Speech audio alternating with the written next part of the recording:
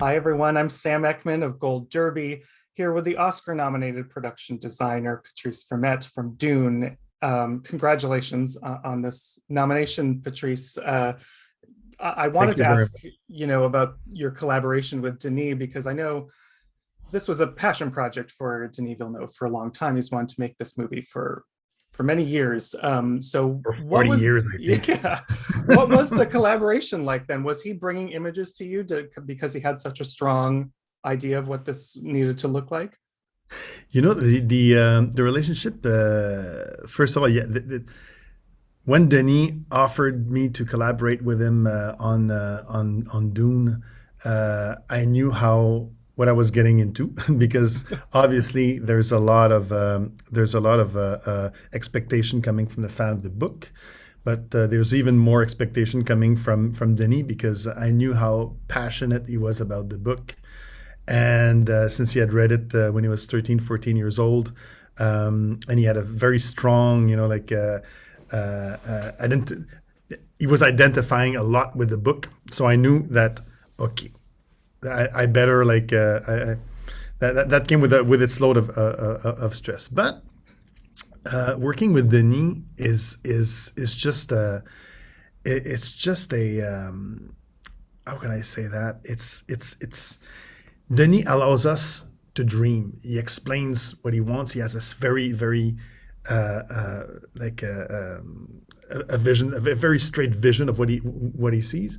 But at the same time, he's not a dictator, so that makes it extremely interesting working with him because he's open to ideas, and it's about a collaborative effort. So that that's so. Denis is basically a bit like in the Beatles song. In the end, the love you take is equal to the love you make. So Denis, at the beginning, we shared ideas and we shared pictures and like photographies from bunkers, from Richard Avedon, and it was to put me back in the mood. And I suggested that before reading the script, I would actually need to go back to the book because, out of respect for the fans and for him, the book I had read it when I was a teenager, but I had not gone back to it since then. So I need to refresh my memory.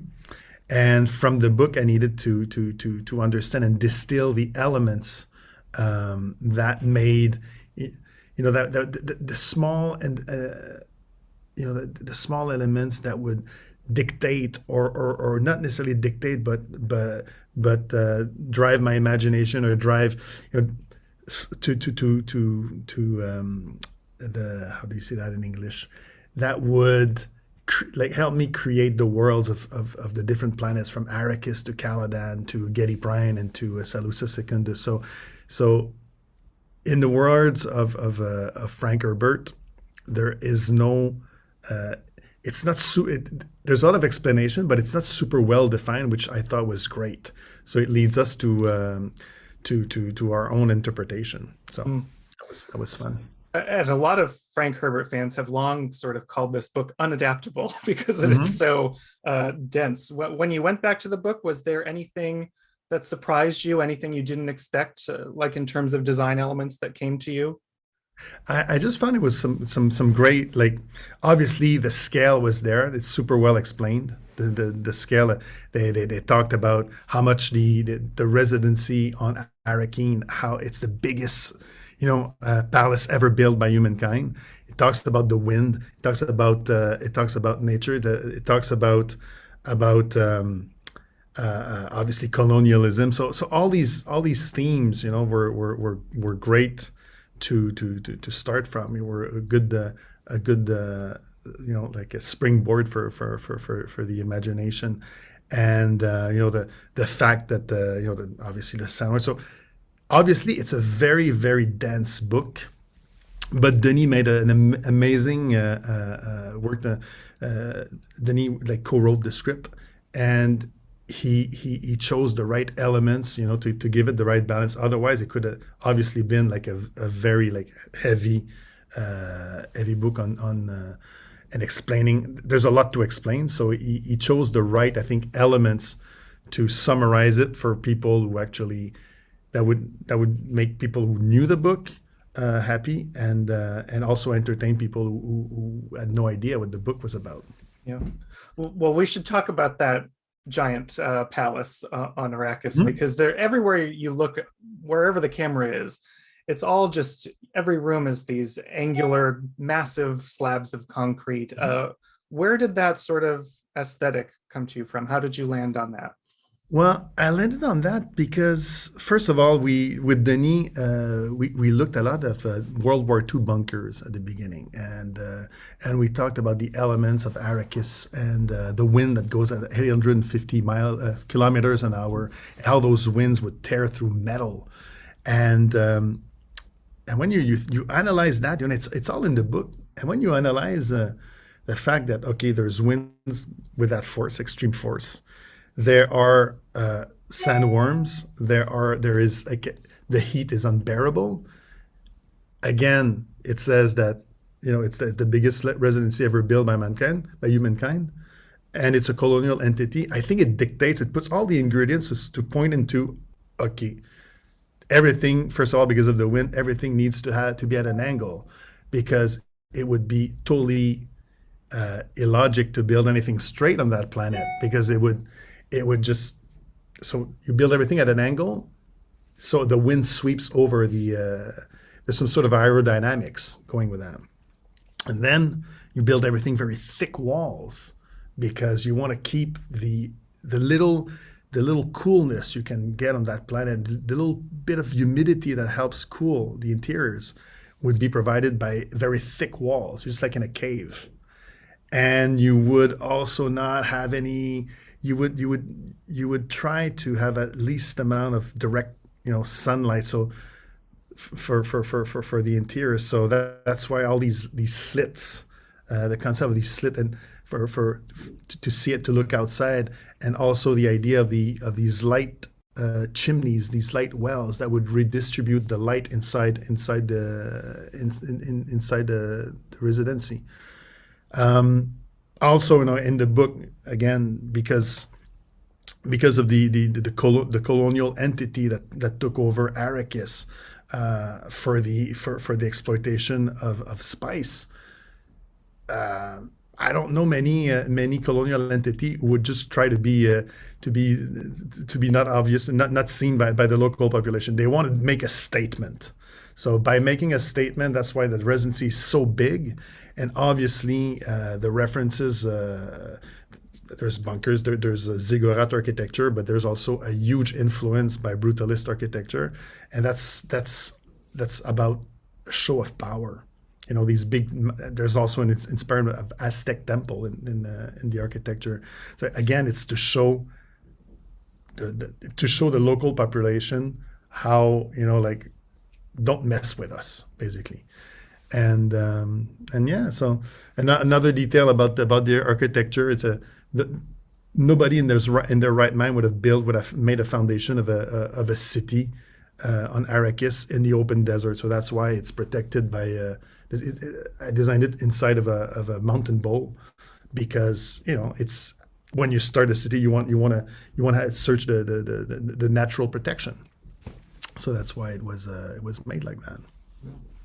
And sort of kind of contrasting with that vastness and grandness of that, there's a lot of, I really appreciated sort of the moments of history that are inserted, like when Paul passes the mural with the sandworm on Mm-hmm. it, that are very intricate and detailed. Where did the idea for those pieces come from? Well, I was thinking that in the book, not in the book, and so in the screenplay, Denis had written in like Paul, passes in front of a mural that depicts the sandworm, and he looks at it and he's intrigued, and I really related to that passage, and I talked with Denis. I said I think we should depict the sandworm not as a dangerous creature. I think obviously it's dangerous, but I think it should be like a mythical creature. Like it's the first time we see it, so it's so that's more intriguing. And I was just like in churches, in temples, there's always like depiction of the reality of the life on a planet, and through that the depiction of the worm, I thought it was a good idea to show it the mythological impression that it would have on the local population, and almost show it like a divinity. So that's why the mouth of the sandworm is like a sun. You know it. So Mm. it's something that commands more respect more than fear. You know, it's like, okay, it's part of the balance of the planet, of the ecology of the planet. Yeah. And there's other murals that in that we pay less attention in the movie, but there's other murals that depict the life and on Arrakis. Yeah. Yeah. Um, Something that's interesting to me, there's And when we sorry. oh sorry when we dive into science fiction, we're dealing with stories and things that don't exist in the real world. And you've said that you pulled from brutalism and from Yeah. different cultures, but was there any element that was just really difficult, a huge challenge to bring to life that you couldn't conceptualize, that took a while? Well, I would say that, well, the challenge was, I took it one planet at a time. And the sandworm was something quite was one of the ones that we played with a lot of concepts and ideas of how it should look, besides the mural, how it should look, how it should move, in the sand, how much should we see it, and the fact that when it's underground, the reality of it, it would need to move. It would need to change the landscape because of its sheer mass. Like when something that big move underground, obviously you'd see. So the whole, like, Dune is full of amazing concepts, but then when like, you can imagine it, but then when the challenge is when you put it on screen. It could sometimes be a bit weird, so you have to step back and say, "Is this the right decision?" So the sandworm was something that and how it moves and how it dives, in the sand. That took a while. The shields, like the shields. There's been so many shields. So how to make this different enough?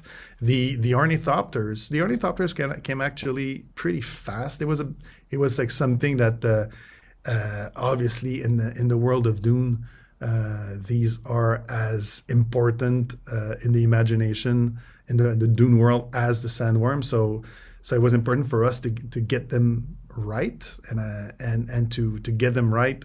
The idea from Denis was, we need to anchor them in a certain reality. So we believe that they need to look like more army, like more. And we studied the flight of dragonflies, and the top of a stealth Russian tank. And so mixing all these elements together, with George Hall, my concept artist for the ornithopter, we came up pretty fast with that concept, actually. Um, I also wanted to point out, because we're Gold Derby, we keep track of all the awards, and you have been up. This is your third time up at the Oscars, Yeah. and you've won on each of your previous tries, each of your previous nominations. So what does that feel like to sort of continually get back there and continually be recognized? I did not win on the other. I'm sorry. I'm misspeaking. It's too early for me. But what does it feel like to continually be there and get that recognition each time? I think it's I received that as a huge, not just a tap on the back to continue, but a huge wave of love and appreciation for the work that I do with my team. And like there's you float, you just, like, you float, and it encourages me to carry on. It tells me that okay, maybe I'm on the right track, or it's it's great to receive that. And I realize that I'm extremely lucky and fortunate as well, because yeah, what can I say? I'm overwhelmed by that that recognition. Yeah. And when you look at your past films, you have so many different genres under your belt, from this Dune is such a massive world, and then there's Young Victoria with period Yep. pieces, there's Sicario. Do you Yep. have a certain kind of aesthetic or type of design that you're drawn to? Well, I like to go and try different genres because that's what keeps it fresh. Like I would not want to do only sci-fi or only period movies, but I think it's fun to, or political movies for as far as Vice was concerned. But I think it's what keeps it fresh and what keeps it exciting for me to always learn something new and not feel like I'm going to work. It's not an office job. It makes it fun for me to dive into and to learn, different things. And but yeah, I think I'm attracted to the. I think I'm attracted to the less is more. I would say I kind of I'm how do I describe that? I'm not afraid of negative space in a frame, as you can see right now in my back. No, it's yeah. I tend to go like to the everyday life and just the I don't know if mundane is the right word in English, but the happen that the story happened on a rainy Tuesday morning. That's kind of like, okay, what if it happened for real? I don't know how to explain that. I'm sorry, but it's kind of the approach. I don't like to design for design. I think design should be driven to support a story, obviously, but it should be there for it should be anchored in a reality. Like if it's for prisoners, it's there was a whole like concept behind the normality, the boredness of the environment in which that those family live, and the whole concept of being lost in the society in which we are today, with all these strip malls. But anyways, it's a long story. That's my brain overthinking sometimes. I'm sorry. No, that's okay. It's fascinating to hear about. You will have to dive in once again to sci-fi though with Yes. Dune Part Two, which we're very excited about. Was that also, did you kind of have to design all at once, think about things that were going to happen in that sequel when you're designing this? When I was designing Dune Part One, obviously you think ahead because everything you design will have an effect, snowball effect on the future, on the rest of the book. Um, but you need to follow that logic on part two. But no, right now I'm in Budapest and I'm having fun. Well, it was great to talk to you and hear about your design approach. We can't wait to see what part two turns out to be. And if anyone's out there watching, make sure you subscribe to Gold Derby. And Patrice, thank you so much. Best of luck at the Oscars this year. Well, thank you so much, Sam.